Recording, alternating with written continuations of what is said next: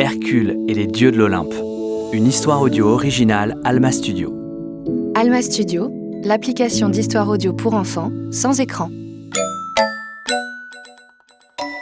Alma Studio. En des temps légendaires, par-delà les nuages, au sommet du mont Olympe, vivaient des dieux qui, parfois, descendaient sur terre et se mêlaient aux hommes pour faire d'eux des monstres ou des héros.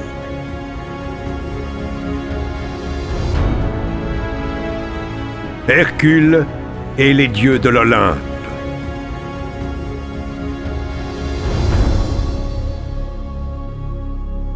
Perséphone.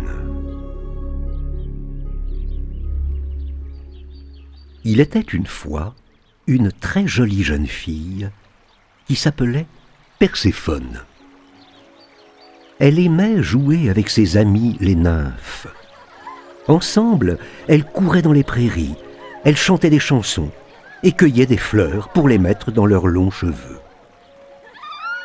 Jusqu'au jour où Perséphone rencontra Hadès, le dieu des enfers. Hadès était le frère de Zeus, le roi des dieux. Zeus régnait sur la terre et sur le ciel, et il avait deux frères, Poséidon, qui régnait sur la mer, et Hadès, qui régnait donc sous la terre, ce que les anciens appelaient les enfers. Les enfers sont le monde souterrain.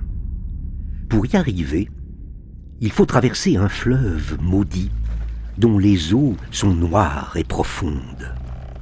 Avec une drôle de barque, un vieux bonhomme barbu du nom de Charon permet aux ombres de traverser ce fleuve qui s'appelle le Styx pour rejoindre le royaume des morts. Une fois embarqués, les morts accostent et là, un chien à 3 têtes, effrayant, les accueille. Il s'appelle Cerbère et il est immense. Les longs poils qui hérissent son dos et sa queue sont comme des milliers de lances pointues. Les crocs de ses 3 gueules sont acérés, ses 3 langues rouges pendent et un filet de bave lui tombe sur les pattes. Quand il aboie, ses 6 yeux jaunes sont comme fous. Il est vraiment terrifiant. C'est lui, le gardien de la porte des enfers. Et pourtant, lorsque les nouveaux morts débarquent, Cerbère fait le beau et bat de la queue comme un bon toutou. Oh, il est gentil, le chien, il est gentil. Et Cerbère hoche ses 3 horribles têtes et bave encore plus que d'habitude. Oh oui, ça c'est un beau chien, ça. Oh, qu'il est beau, chien. Les morts sont rassurés, ils passent la porte, et ils ne savent pas que Cerbère ne les laissera plus jamais ressortir. Car le chien monstrueux est un gardien impitoyable.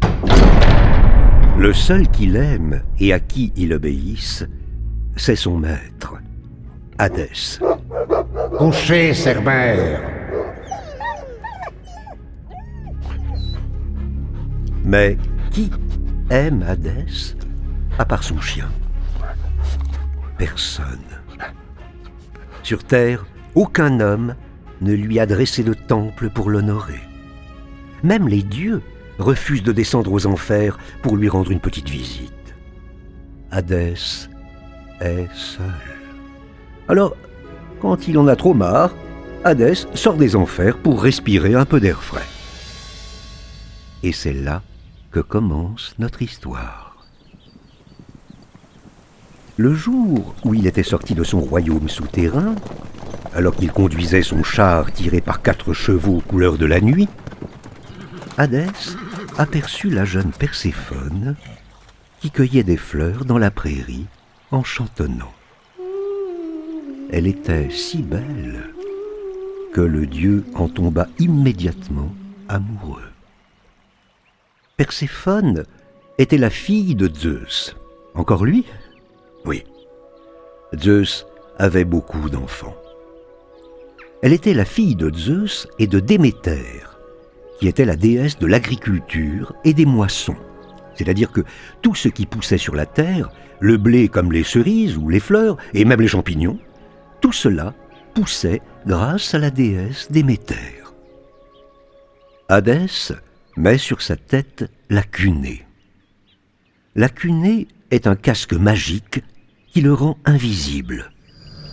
Et il se glisse sous la terre. Perséphone se penche, attrape la tige de la fleur, mais alors, dans un fracas terrible, le sol s'ouvre sous les pieds de la jeune fille et Hadès l'emporte. Il l'entraîne chez lui, au fin fond de son monde, au royaume des morts. Les jours qui suivent la disparition de Perséphone, Déméter, sa mère, la cherche partout. Elle interroge les hommes, les enfants, les lapins, les oiseaux, les chenilles et même les papillons.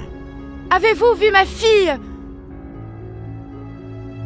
Mais ni les hommes, ni les enfants, ni les lapins, ni les oiseaux, ni les chenilles, ni même les papillons ne savent. Personne n'a vu Hadès emporter Perséphone. Évidemment, puisqu'il avait son casque magique. Personne. Pourtant, une déesse peut aider Déméter. Elle s'appelle Hécate, et elle est la déesse de la lune. Elle entend la maman appeler sa fille pendant 9 jours et 9 nuits. Elle la voit pleurer le long des lacs et des rivières, en haut des collines et dans le fond des vallées, et par les plaines et les forêts. Alors, elle emmène Déméter voir Hélios, le dieu du soleil, celui qui voit tout. Déméter, ta fille a été enlevée par Hadès. Elle est aux enfers. Déméter est folle de rage. Elle va voir Zeus et exige qu'il fasse sortir leur fille de là. Zeus baisse la tête.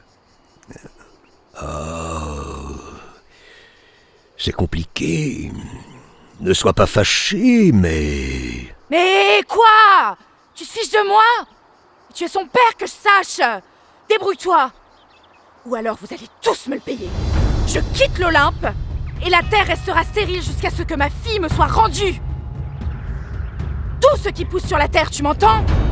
Le blé, comme les cerises ou les fleurs, et même les champignons, tout. Le blé ne germera pas, les fruits et les fleurs pourriront, et même les champignons. Zeus est effaré. La fureur de Déméter est telle que bientôt les hommes n'ont plus rien à manger. C'est la famine. Et si les hommes meurent, ils cesseront d'honorer les dieux. Et alors les dieux eux-mêmes cesseront d'exister. La situation est trop grave. Zeus demande à Hadès de renvoyer Perséphone à sa mère. Hadès réfléchit. Il veut bien, si toutefois la règle est respectée. Quelle règle ? Demande Zeus. Celle qui dit que quiconque a touché à la nourriture des morts restera aux enfers pour toujours, répond Hadès. On interroge la jeune et jolie Perséphone. As-tu mangé de la nourriture des morts ? Oh, non, rien du tout. J'étais si malheureuse que je n'ai rien avalé. J'avais perdu l'appétit. Elle ment ! C'est le jardinier Ascalaphos qui a parlé. Elle ment ! Elle ment ! C'est une grosse menteuse ! Crie le jardinier en pointant Perséphone du doigt. Je l'ai vue cueillir une grenade dans le jardin et en manger 7 pépins. Oui, mais 7 pépins, c'est minuscule. 7 pépins, c'est rien du tout. Oui, mais 7 pépins, c'est 7 pépins. Dans ce cas, même Zeus ne peut rien dire. C'est la loi. Déméter est folle de douleur. Elle refuse de regagner l'Olympe et continue à affamer les hommes. Il faut trouver une solution. Rhéa est la mère de Zeus, et donc la mère de Hadès et de Déméter. Et elle est donc aussi la grand-mère de Perséphone. Elle propose que Perséphone passe une saison aux enfers avec Hadès et le reste de l'année avec sa mère. C'est raisonnable, et tous acceptent cet arrangement. Et c'est ainsi que les anciens expliquent le rythme des saisons.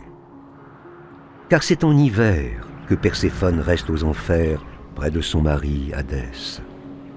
Alors Déméter pleure et refuse de rien faire pousser. Mais au printemps, quand sa fille revient auprès d'elle, les arbres fleurissent, les fruits et les légumes s'épanouissent, et ils restent pendant l'été et jusqu'à l'automne, qui est la saison des champignons. Les champignons sont les derniers à pousser dans les forêts, avant qu'à nouveau Perséphone ne descende dans le monde souterrain. Et c'est à nouveau l'hiver sur la terre. Pour connaître la suite des aventures de Hercule et les dieux de l'Olympe, téléchargez l'application Alma Studio dans votre store.